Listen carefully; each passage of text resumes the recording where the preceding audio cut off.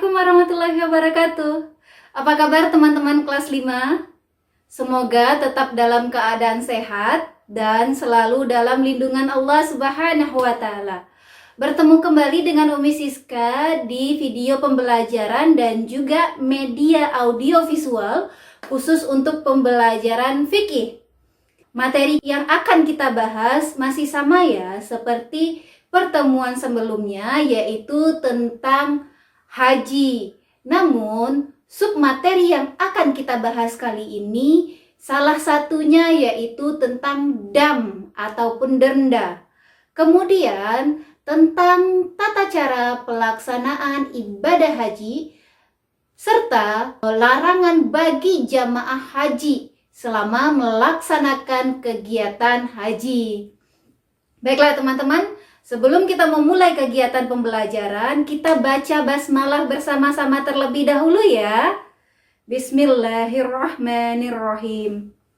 Semoga ilmu yang kita pelajari pada hari ini memperoleh manfaat serta diridhoi oleh Allah Subhanahu wa Ta'ala, sehingga ilmu ini dapat kita amalkan. Jika tidak bisa sekarang, maka insya Allah nanti di suatu masa, di suatu waktu yang Allah izinkan untuk kita laksanakan ataupun kita amalkan ilmu ini. Baik teman-teman, kita mulai membahas untuk submateri pertama, yaitu tentang pembayaran dam.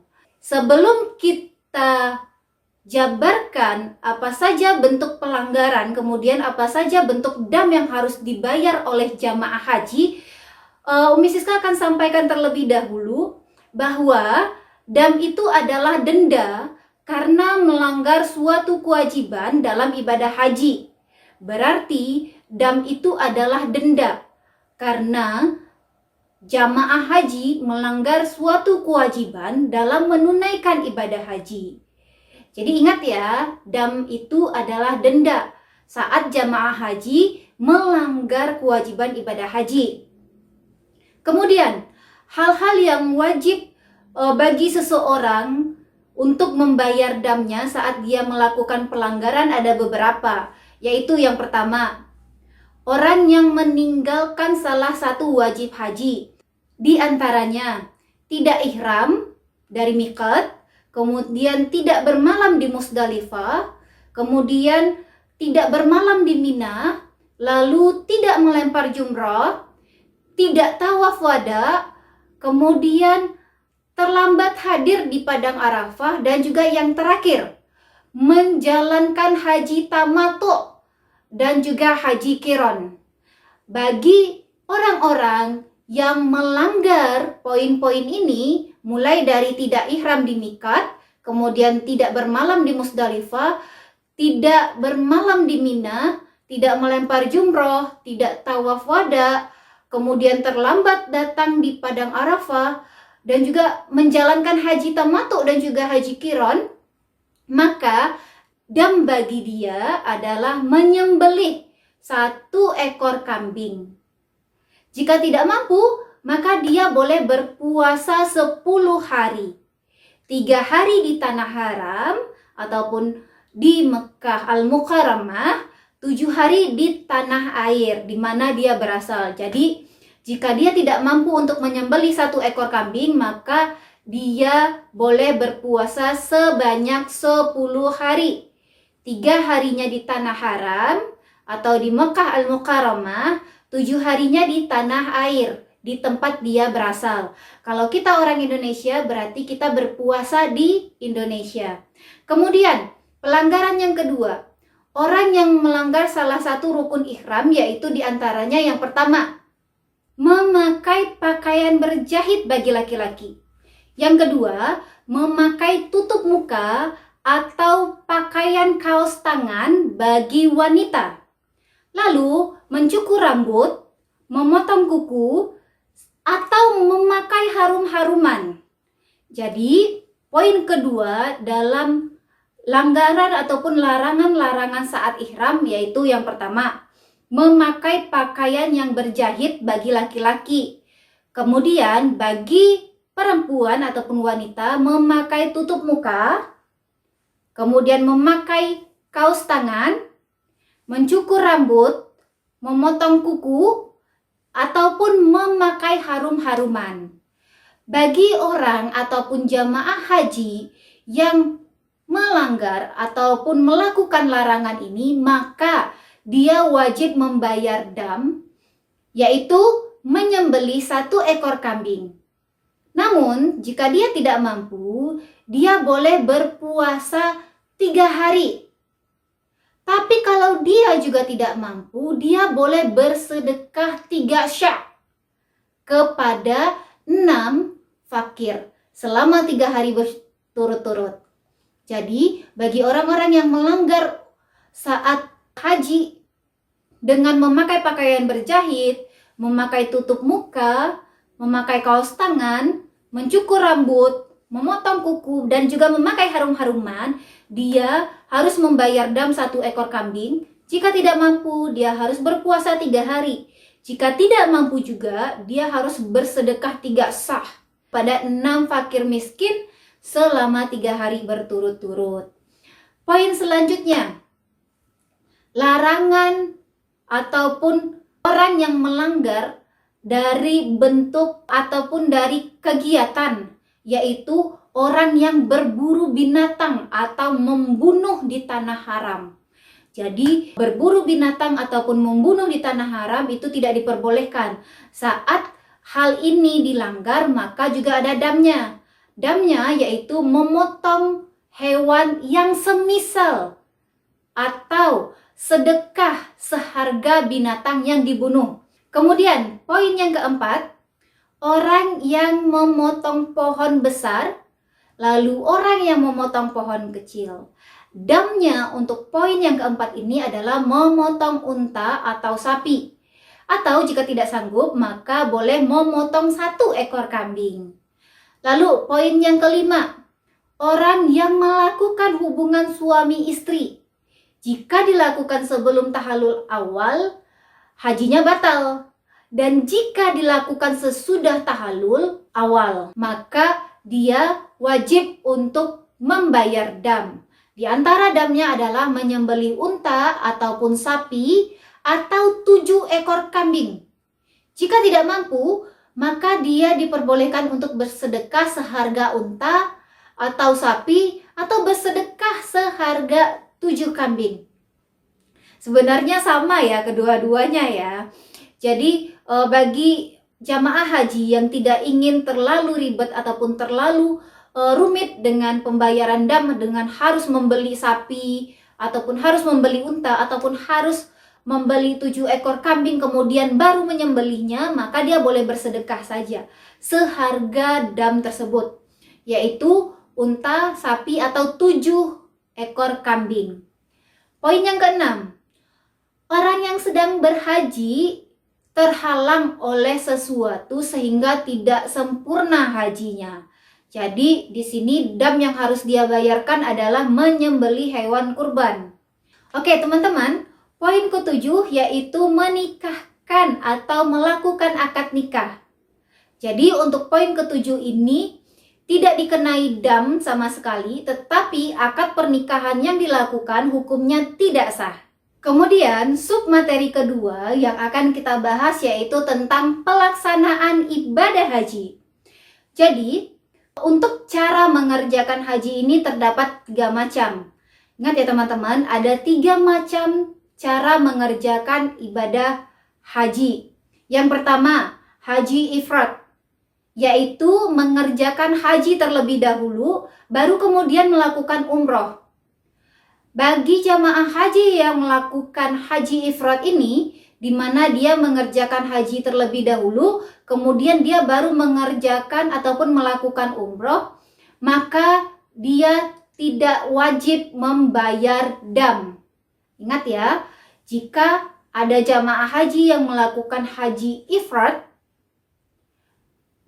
dia mengerjakan haji terlebih dahulu kemudian baru melakukan umroh, maka dia tidak wajib membayar dam. Pelaksanaan haji dengan cara ini dapat dipilih oleh jamaah haji yang masa wukufnya ini sudah dekat. Kemudian yang kedua, Ada haji tamato, yaitu mengerjakan ibadah umroh terlebih dahulu, kemudian mengerjakan ibadah haji. Jadi teman-teman, yang kedua ini adalah haji tamato. Haji tamato ini yaitu mengerjakan ibadah umroh terlebih dahulu, baru kemudian mengerjakan ibadah haji. Cara ini biasanya dilakukan oleh sebagian besar jamaah haji Indonesia. Dan cara ini pastinya dikenakan denda ataupun dam. Macam-macam haji yang ketiga yaitu haji qiron, yaitu mengerjakan haji dan umroh secara bersamaan dalam satu niat. Jadi haji qiron adalah mengerjakan haji dan umroh secara bersamaan dalam satu niat. Cara melakukan haji seperti ini juga dikenakan dam ataupun denda. Jadi ada 3 tata cara pelaksanaan haji. Yang pertama, haji ifrad, mengerjakan haji terlebih dahulu kemudian baru mengerjakan ibadah umroh. Dan ini tidak ada dam, tidak wajib untuk membayarkan dam. Kemudian yang kedua, haji tamato, yaitu mengerjakan umroh terlebih dahulu kemudian baru mengerjakan haji. Dan bagi orang ataupun jamaah yang mengerjakan haji tamato ini, dia wajib membayar dam. Biasanya sebagian besar jamaah Indonesia mengerjakan haji tamato ini. Yang terakhir adalah haji qiron. Haji qiron yaitu mengerjakan haji kemudian mengerjakan umroh secara bersamaan dengan satu niat. Haji qiron ini juga dikenakan denda. Baik, kita lanjut ya. Pada poin pembahasan yang ketiga, larangan bagi orang yang melaksanakan ibadah haji. Oke, untuk melengkapi uraian tentang haji, maka memang ada beberapa hal yang perlu juga kita ketahui, terutama tentang larangan-larangan bagi orang yang sedang melaksanakan ibadah haji. Di antaranya larangan berpakaian, baik itu bagi laki-laki ataupun bagi perempuan. Larangan pakaian untuk laki-laki dan juga wanita adalah pakaian yang mereka kenakan tidak boleh sama sekali diberi wangi-wangian, kecuali pakaian yang mereka pakai sebelum ihram. Jadi ingat, untuk larangan berpakaian, baik itu jamaah haji laki-laki ataupun jamaah haji perempuan, pakaiannya tidak boleh diberikan wangi-wangian, kecuali pakaian tersebut dipakai sebelum mereka ihram. Kemudian, larangan khusus bagi jamaah haji laki-laki dan wanita ketika sedang berihram. Oke, kita bahas dulu untuk bagi jamaah haji yang laki-laki ya. Larangan berpakaian bagi jamaah haji laki-laki selama melaksanakan haji, yaitu jamaah haji yang laki-laki dilarang menggunakan baju yang dijahit, sorban, celana, mantel, kemudian sepatu yang menutupi mata kaki, atau memakai kaos kaki. Selain itu juga dilarang untuk menjadi wali nikah. Jadi khusus bagi jamaah laki-laki, yaitu larangannya adalah dilarang menggunakan baju yang dijahit, menggunakan sorban, menggunakan celana, menggunakan mantel, menggunakan sepatu yang menutupi mata kaki, ataupun memakai kaos kaki. Selain itu, bagi jamaah haji laki-laki juga dilarang menjadi wali nikah. Hal ini sesuai dengan hadis Rasulullah SAW yang artinya, janganlah kamu mengenakan baju, serban, celana, mantel, dan khauf, kecuali bagi seseorang yang tidak bisa mendapatkan sandal. Boleh mengenakan khauf yang dipotong terlebih dahulu, kemudian lebih rendah dari 2 mata kaki. Dan janganlah mengenakan pakaian yang diberi wangi-wangian dan wars ataupun perceraian. Hadis ini diriwayatkan oleh Malik dan juga Ibnu Umar. Kemudian, poin yang kedua untuk larangan berpakaian yaitu larangan bagi wanita. Bagi wanita selama melaksanakan ibadah haji dilarang menggunakan cadar dan juga sarung tangan. Jadi, bagi wanita selama melakukan ibadah haji dilarang untuk menggunakan cadar dan juga sarung tangan. Kemudian, setelah larangan berpakaian, larangan yang kedua yaitu larangan bersetubuh, berbuat fasik, dan berbantah-bantahan. Jadi teman-teman, selama melaksanakan ibadah haji, jamaah haji itu dilarang untuk melakukan aktivitas bersetubuh, berbuat fasik, dan berbantah-bantahan. Jika yang pertama adalah larangan dari segi berpakaian, baik itu wanita ataupun laki-laki, yang kedua ini adalah larangan untuk semuanya, baik itu wanita ataupun laki-laki. Adapun larangannya yaitu larangan bersetubuh, berbuat fasik, dan juga berbantah-bantahan. Jadi, bagi jamaah haji selama melaksanakan haji dilarang berhubungan suami istri. Kemudian dilarang juga untuk berbuat fasik dan juga dilarang untuk berbantah-bantahan. Hal ini sesuai dengan firman Allah Subhanahu wa taala yang terdapat di dalam Al-Qur'an ayat 197. Yang artinya, barang siapa yang mengerjakan ibadah haji dalam bulan-bulan itu, maka janganlah dia mengerjakan ataupun berkata jorok, berbuat maksiat, bertengkar dalam masa melakukan ibadah haji. Ingat ya teman-teman, jadi poin yang kedua ini larangan untuk bersetubuh, larangan berbuat fasik, dan juga larangan untuk berbantah-bantahan. Kemudian, poin yang ketiga, larangan memotong kuku, merontokkan rambut, kemudian membunuh kutu walaupun di kepala kita sendiri. Jadi menurut ijma ulama dan amaliyah, serta beberapa sahabat Nabi Muhammad SAW, bahwa jamaah haji selama melaksanakan ibadah haji ini dilarang untuk memotong kuku, merontokkan rambut, ataupun membunuh kutu yang ada di kepala. Yang terakhir, larangan berburu binatang.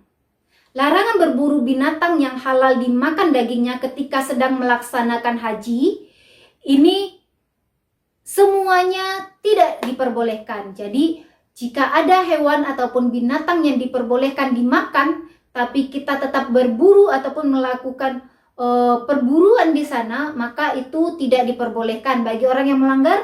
Ingat teman-teman, ada dam bagi mereka. Dan larangan ini telah disampaikan Allah dalam firman-Nya, yaitu di surat Al-Maidah ayat 95 yang artinya, wahai orang yang beriman, janganlah kamu membunuh hewan buruan ketika kamu sedang ihram. Jadi dalam Al-Quran surah Al-Maidah ayat 95 disampaikan bahwa wahai orang yang beriman, janganlah kamu membunuh hewan buruan ketika kamu sedang ihram. Berarti ada larangan di sini saat seseorang itu sedang melakukan ibadah haji. Oke, kita cukupkan pada hari ini untuk membahas 3 subtopik materi dalam materi ibadah haji. Mulai dari pembayaran dam atau denda saat seseorang itu melanggar ataupun melakukan larangan haji, kemudian tata cara pelaksanaan haji, ada 3 macam ya, macam-macam hajinya, kemudian larangan-larangan bagi seseorang yang tidak boleh dilakukan saat dia mengerjakan ibadah haji. Nah, teman-teman, sebelum Mrs. akhiri pembelajaran pada hari ini, mohon teman-teman untuk membuat alur tata cara melaksanakan haji dari 3 tata cara tersebut yang sudah Mrs. jelaskan tadi, dari 3 macam-macamnya. Kemudian membuat apa saja larangan-larangan haji, serta apa dam yang harus dibayar saat seseorang tersebut mengerjakan larangan-larangan haji. Baik, sekian saja penjelasan materi dari Umi Siska serta penyampaian untuk tugas yang teman-teman kerjakan. Yang paling penting, semoga yang Umi Siska sampaikan dapat kita serap dengan baik, menjadikan pengetahuan kita yang akan melekat sempurna di ingatan kita, yang diberikan ridho oleh Allah Subhanahu wa Ta'ala untuk kita miliki dan juga kita amalkan nantinya. Oke teman-teman, banyak maaf dari Umi Siska. Kita akhiri kegiatan pembelajaran kita hari ini dengan sama-sama mengucapkan hamdalah. Alhamdulillahirabbil alamin. Salam hangat dari Umi Siska. Assalamualaikum warahmatullahi wabarakatuh.